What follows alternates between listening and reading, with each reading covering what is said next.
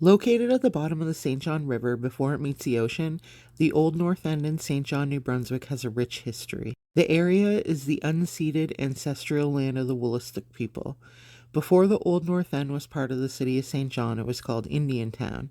In 1883, Indiantown joined with the town of Portland, and then in 1889, the entire area joined with St. John. The boundaries of the community are Adelaide Street, Shamrock Park, Bridge Street, and Marble Cove. The Old North End was once a very busy area. From the late 1800s until the early 20th century, it had a population of almost 3,000 people and was home to almost 100 businesses. Grocers, hotels, merchants, restaurants, hardware stores, you name it, the Old North End had it.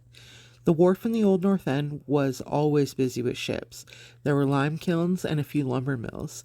By the late 1960s, much of the North End was destroyed to make way for urban renewal. Old tenement buildings were knocked down, and the commercial district either closed down or relocated to other places in the city. Many of the residents followed the work. The Old North End has not seen notable development since.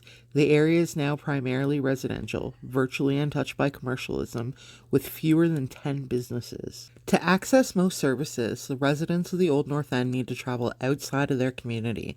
There are no museums, libraries, or any kind of theater or entertainment places in the Old North End. There are no longer any churches in the community either. St. Peter's Church was closed in 2018, and the River Cross Church moved to a more affluent area in 2013. The original building was turned into a mission, serving as a food bank and an outreach center a few times a week. There are no mental health services in the Old North End, no homeless shelters or social services. These are all centralized on the south side of the city, 4 kilometers away. There is one elementary school left in the Old North End, Centennial School. It houses a community daycare for children. There's no high school or post-secondary. While there isn't a hospital or a walk-in clinic in the community, there is a wellness center that opened in 2019. It has a registered nurse that offers health and wellness programs. One Change, whose name means Old North End Change, is a not-for-profit that started in the area over a decade ago, and their primary mission is to improve living conditions in the community. They are located in the Nick Nicole Community Center, and they offer a wide range of programs for both adults and children. There are 2 parks for children in the Old North End, one on Bridge Street with an older play structure, and then Kiwanis Park that was installed through a partnership with One Change in 2016. Shamrock Park is a green space that has soccer fields, a football field, tennis courts, and bleachers. These courts have stadium lights so games can be played at nighttime too. There are 2 community gardens, a small one at Shamrock Park and one in the heart of the Old North End on Victoria Street. There is also a basketball court by the Old Lorne Middle School that was closed in 2015, but the basketball court is in poor shape. As of 2019, the Old North End is home to approximately 1,680 people. It's considered one of the 5 priority neighborhoods in St. John. The residents are made up mostly of families who are predominantly Caucasian, and 41% of the families in the area are lone parent families. Just over 6% of the community is black, which is significantly higher than the rest of St. John, which sits at about 2%. Other minorities make up just over 4% of the community, which is about equivalent with the rest of St. John. The average income in the Old North End is below $40,000 a year. Parada et al. States that 45.5% of children living in single-parent families in Canada are living in poverty. The rates of child poverty in the Old North End is much higher than the national average. 70% of kids live in poverty here.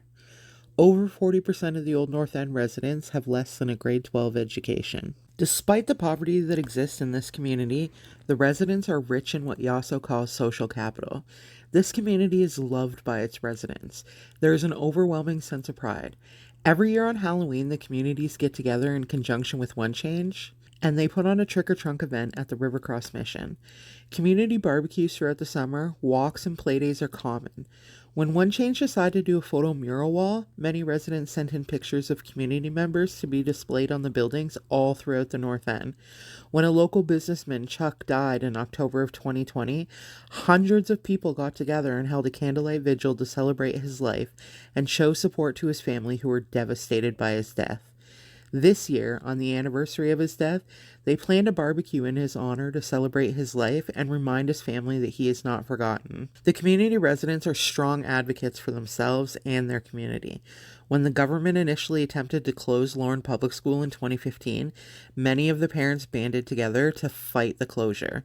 When residents noticed that there was a significant amount of garbage strewn around many poorly maintained properties, a group of community members, along with a city councilor named Barry Ogden, volunteered their own time to go out into the community, cleaning up garbage and painting many of the old homes. The Old North End is centrally located, and despite the rest of the city being easily accessible by car, it still gives the illusion of being tucked away from the rest of the city. This is in part due to the beautiful green spaces like Shamrock and Victoria Park that separate the community, and the fact that the main roads extend all around the North End but not through it. Over 80% of the homes in the Old North End are rentals, and over 70% were built before the 1980s. Many are owned by absent landlords and are poorly maintained. The city of St. John, like most places across Canada, is facing a housing crisis right now. The vacancy rate in St. John is the lowest it has ever been at less than 1%. Companies like Canada Homes for Rent are buying up properties and rent-evicting residents and then raising rents to never-seen-before prices. The Old North End is one of the few places that still exist in the city that have lower rental rates. This, however, comes at a cost: lower quality rentals in older buildings that require repairs. These repairs are often not done, and few members of the community want to speak up for fear of being evicted and not being able to find an affordable home. The microsystems in the Old North End are not failing. The issues in this community have to do with the exosystems. Poor residential tenancy laws, limited resources of the City of St. John to enforce property standards, and the limited transportation system in the Old North End are contributing to poverty in this area. The larger exosystem should be taking care of this community and ensuring basic needs like adequate housing are available. This system has failed. The two macro interventions that our group came up with help to combat the two issues brought up by the members of this community: poor quality housing and transit. If you don't have a car, it is difficult to get around. Our first intervention is transportation, for which we're using an anti-oppressive framework. We're doing so as the transit system in St. John is inadequate for the residents of the Old North End, and as such it's denying them full access to resources. Stantec completed an audit of the St. John transit system in 2020 and found many deficiencies within the system. As the neighborhood is plagued by low income, unemployment, and has a significant aging and immigrant population, it is one that is most likely to rely on public transit. There are 3 routes that service the neighborhood, however, none of which are servicing the population appropriately. The issues are that the routes skirt the community, making it so riders would have to walk up to 1 kilometer to get to a stop. None of the routes currently run on Sundays. 2 only run as late as 7 p.m., though 1 does run until 11:30. However, if one lived in the far end of the community, it would be a 1.5 kilometer walk in the dark in a neighborhood with higher crime. There is a handy bus service that is available by appointment for registered users with disabilities who may not be able to ride regular transit. It is run by a private company which uses buses provided by the city and is subsidized, but does charge riders to bring them door to door, though it is not considered a non-demand service. The survey pointed out that the transit schedules did not match up with the area's 3 largest employers: St. John Regional Hospital, Irving Oil Refinery, and the Irving Pulp Mill. These employers are ones that residents of the Old North End would have to either drive to or take transit, as they are not within walking distance of the neighborhood. The fact that these are the main employers in the city puts the residents of this neighborhood at a disadvantage, as there would be an impediment in getting to and from work. Poor transportation options can be detrimental to the social determinants of health. It can affect education, health care, food security, employment, social inclusion, and put individuals at a serious disadvantage. What we are proposing is an on-demand transit system. It had been mentioned as a possibility in the city in 2017, but there had been no further studies done. Microtransit could be used as a supplement to regular transit options.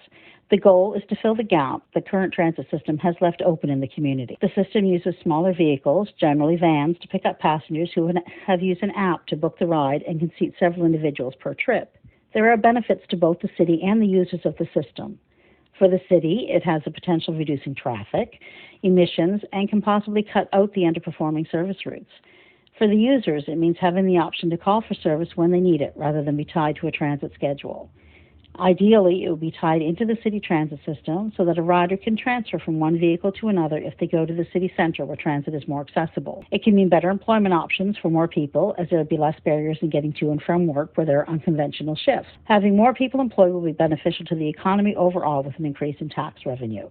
The main detractors for this sort of transit would be taxi companies, as it could impact their revenue stream, as well as current transit union members, as it could affect their position. Having the ability to have a reliable transportation option that isn't much more expensive than traditional transit can be empowering, create a sense of inclusion, and be overall more equitable for persons of lower income. This community need was identified with in-depth interviews with local community residents, along with stakeholders and community leaders in Old North End, St. John. There is already funding available for transit improvements from the federal government, so with advocacy efforts from local community organizations who provide support to community members, an on-demand microtransit solution could be implemented. As stated by David Hickey, counselor for the City of St. John, your transit idea of an on-demand ride service is a great one. Unfortunately, our city just isn't big enough to have a great transit system, but we're not small enough that we don't need one. There is an increased amount of community funding available for communities that have been affected by the COVID-19 pandemic. The transportation service located within this community has always been an issue, but more so during the pandemic when service routes were cut or changed. Residents in Old North End have struggled even more to access essential services such as medical appointments and employment outside of the transit service times. There was a total of $41 million allocated to New Brunswick under what is called the municipality stream, with $400,000 directly invested into St. John transportation, and more funding is available if needed.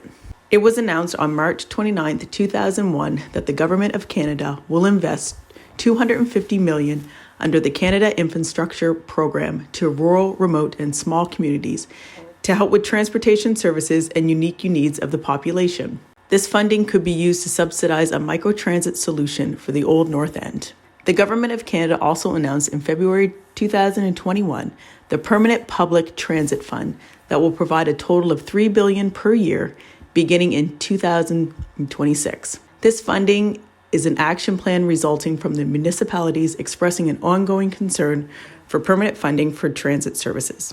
As stated in the Government of Canada report, the importance of safe, modern, and efficient public transit systems have been magnified over the course of the pandemic, and public transit will remain a critical element of the sustainable mobility of future cities, providing an efficient way to address congestion and reduce population, and enabling people in our communities to access jobs, services, and be active participants in those communities. Not only is this funding imperative to support individuals having access to transportation to appointments and employment, but is also creating more jobs for community members and in turn, generating much needed wealth within the Old North End St. John. As Misty mentioned in her opening comments, the North End has a number of organizations that are making a difference in the community. Asset-based community development is built on the premise that local assets and the strengths of individual members are key to promoting healthy, safe, sustainable communities. Asset-based community development is a theoretical framework that values participation and vision of the people who live, work, and play in the community.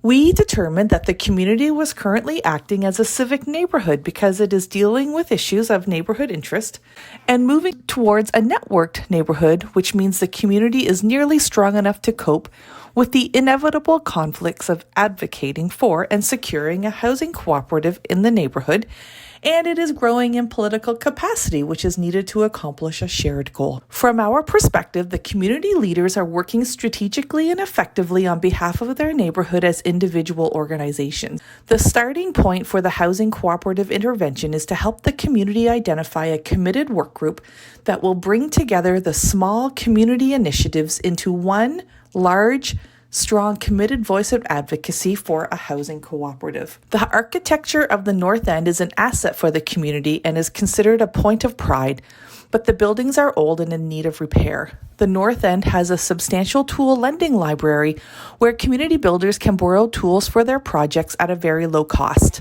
Catapult training and employment helps marginalized people learn new skills, and by partnering with the tool library, they would be key stakeholders in the renovation process for the proposed cooperative housing project.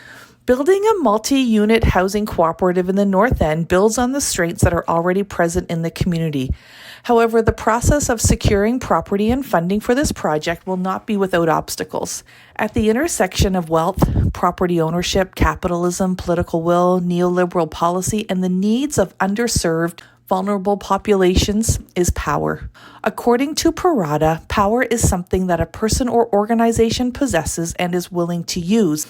Acknowledging where power exists and strategically developing a plan to educate, build relationships, and develop allies is important to a project of this magnitude. As Parada explains, the bigger your issue, the more somebodies we are talking about, and often those somebodies are more accustomed to telling others what to do as opposed to giving way and promoting plans that benefit less powerful people. The working group includes the Department of Social Development, One Change, the City of St. John Tool Library, 3 levels of government, Habitat for Humanity, Housing Alternatives, St. John Land Bank, Catapult Construction, and the residents of the Old North End. The available financial resources include the Canadian Community Economic Development Network, which is a national association of organizations and people throughout Canada committed to strengthening communities by creating economic opportunities that enhance social and environmental conditions of marginalized communities. CCED is founded on the belief that problems facing communities can be addressed by community-led grassroots integrated approaches. Canadian Community Investment Network Cooperative was established in 2004 by 40 staff and board members of microloan funds, community loan funds, co-op funds, financial institutions, and social investment funds from across Canada. CCINC works to strengthen the capacity of its members to expand access to capital and support services for economically and socially excluded individuals and communities across Canada. Canada New Brunswick's Affordable Housing Project was established in 2011 as a 3-year project by both the federal and provincial government. The funding would be devoted to help address New Brunswick's housing needs and improve housing stock. Under the agreement, both levels of government would provide matching contributions. Since the enactment of this agreement, it has been extended and amended numerous times. This initiative invested in an affordable housing project in St. Stephen, which began in 2005. It came into fruition in late October of this year. The province allocated $1.1 million toward the project of renovating 12 units of affordable housing for low to moderate income families. Unified St. John Housing Cooperative is a 252-unit co-op created when 9 St. John housing co-ops merged to consolidate their assets and work together as a single cooperation. In June of 2021, St. John Affordable Housing Project received $1.8 million for a 14-unit building on Victoria Street through the National Housing Strategies National Housing Co-Investment. Through Unified St. John Housing Co-Cooperative, New Brunswick has provided a forgivable loan of $480,000 for rent supplements for 12 of the units. Opposition to the proposed cooperative community would include other priority neighborhoods, who would perhaps see the movement as competition over limited power and resources, or perhaps community members who distrust the establishment and may worry that changing the Old North End may push them out, as well as current absent landlords who profit off of the low vacancy rates and the archaic Residential Tenancy Act.